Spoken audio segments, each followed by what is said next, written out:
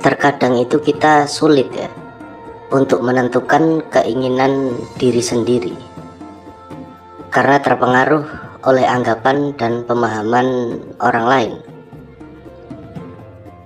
Semuanya itu terjadi karena kita itu memang jarang berdiskusi dengan diri kita sendiri terutama. Bahkan mungkin tidak pernah sama sekali. Saya sadari itu. Dan itu bisa dibuktikan dengan tidak rajinnya kita dalam bermuhasabah atau berintrospeksi diri, dalam bertadabbur, menambah ilmu pengetahuan maupun bertafakur, merenung, meditasi, semedi dan lain-lain. Sebab orang yang rajin melakukan ketiganya itu akan terbimbing jalan hidupnya. Itu saya baru menyadari. Nah, ia pun nantinya dapat berbuat yang sesuai dengan kebenaran sejati. Nah, apapun itu berawal dari keinginan yang mengendalikan tindakan.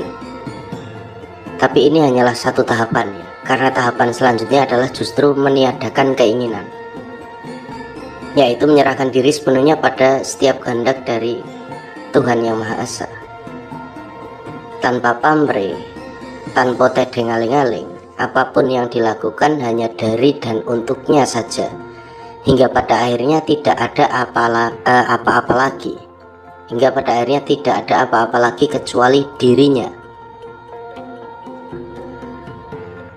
Kita sama-sama menyadari kenyataannya ada banyak keinginan yang kita miliki. Umumnya yang dimiliki manusia itu ada banyak sekali keinginan. Sebagiannya itu bersifat baik, dan sebagian pula kita tidak bisa hindari itu bersifat buruk. Semuanya telah mengambil peranan yang sangat penting dalam kehidupan, bahkan mengendalikan sepenuhnya. Padahal sebenarnya cuma ada satu yang terbaik, yaitu keinginan dalam mencapai keheningan yang suci. Dan keheningan yang dimaksudkan di sini, keheningan yang saya maksud itu bukan sesuatu yang tidak ada apa-apanya, karena justru sangat ada dan begitu luar biasa. Begitu ramainya hingga memenuhi segala ruang dan waktu, alam, dimensi, kenyataan, ilusi, tampak maupun gaib. Nah, mungkin itulah sedulur-sedulurku tujuan yang harus dicapai untuk meraih kemerdekaan yang hakiki, kebebasan yang sebenar-benarnya. Mungkin ini yang dinamakan swung kalau dalam istilah Jawa, ilmu Jawa. Indah sekali, membahagiakan apa yang ada di dalam keheningan itu. Tadi malam saya coba untuk diam saja, tidak berbuat apa-apa, mencoba mengosongkan pikiran, dan itu rahasianya memang indah. Bahagia tanpa ada gadget, tanpa ada apapun. Istimewa. Dan menakjubkannya, hal-hal yang terkandung di sana.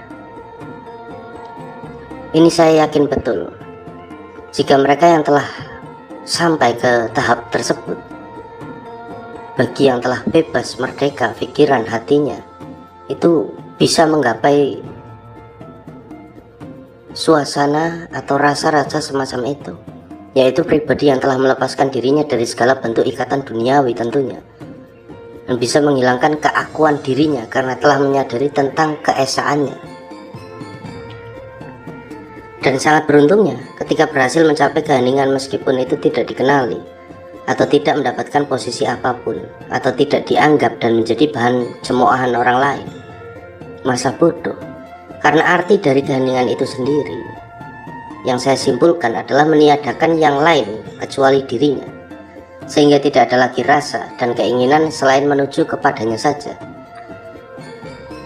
Dialah segala pelipur hati dan kebahagiaan jiwa yang tak pernah mengecewakan, yang begitu nikmatnya ketika bisa berduaan saja dengannya.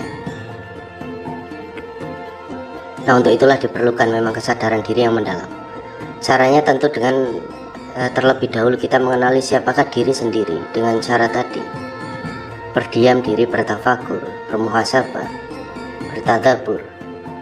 Tanpa ketiganya itu tidak ada yang namanya kesadaran diri, saya rasa. Sebab kesadaran diri itu berasal dari dalam diri sendiri, diperjuangkan sendiri dan dirasakan sendiri tanpa adanya hubungan dengan anggapan atau perkataan orang lain. Dan tidak pula memikirkan mengenai kemuliaan, kehormatan, keagungan, karena sudah puas dengan kehinaan dan keterbatasan diri sendiri. Nah, ini yang dinamakan tawakal menurut saya, berserah diri. Tidak hanya senang dalam hal kebajikannya, karena lebih menyukai ketika tidak memikirkan tentang kebajikan itu lagi. Betul-betul kosong suwung. Nah, hanya melakukan saja tanpa perlu lagi memikirkan apapun niat dan tujuan, apapun hasil dan manfaat. Kebebasan dan kemerdekaan dirilah yang selalu dipertahankan dengan cara yang sungguh-sungguh. Karena hanya dengan begitu, keheningan yang suci itu bisa dirasakan demi mencapai kedamaian yang sejati, itu menurut saya.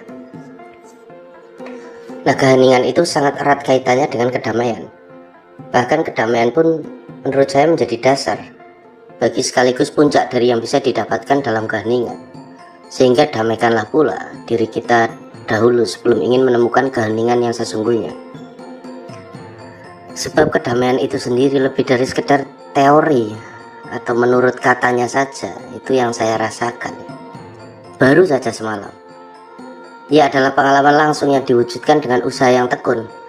Nah, tingkatannya pun berbeda untuk setiap orang. Ibaratnya seperti ini, sedulur-sedulurku. Ibaratnya benih tanaman yang sedang bertumbuh dan akan berbuah suatu masa nanti. Maka dengan melatih diri menuju pada kedamaian bisa membangkitkan potensi diri yang tersembunyi. Seperti ketika kita berusaha untuk mengaktifkan cokro dalam diri, kundalini. Dan setiap orang itu memiliki potensi yang berbeda-beda sejak dilahirkan tentunya. Tinggal bagaimana ia bisa menemukan kedamaian yang hakiki untuk membangunkan dirinya dari tidur yang panjang. Karena hanya dengan terbangunlah seseorang itu bisa mencapai keheningan yang suci. Nah, sedulur-sedulurku, begitulah unek-unek saya pada kesempatan kali ini. Semoga perbincangan kali ini bisa menjadi wacana dan bisa pula mungkin bermanfaat bagi sedulur-sedulur yang lain. Mencobalah untuk menuju keheningan karena itu nikmatnya luar biasa. Matur sembah nuwun sedulur-sedulurku telah menyimak, dan jangan lupa untuk bisa meninggalkan jejak-jejak diskusi ya di kolom komentar dengan bahasa-bahasa yang santun. Semoga kita selalu diberikan kesehatan, kewarasan dalam menjalani kehidupan di dunia ini yang sedang carut-marut. Semoga kita selalu diberi kesabaran. Amin. Atur sembah nuwun sekali lagi. Sampai berjumpa pada pemaparan materi-materi selanjutnya. Saya akhiri. Wassalamualaikum. Mugi rahayu sagung dumadi.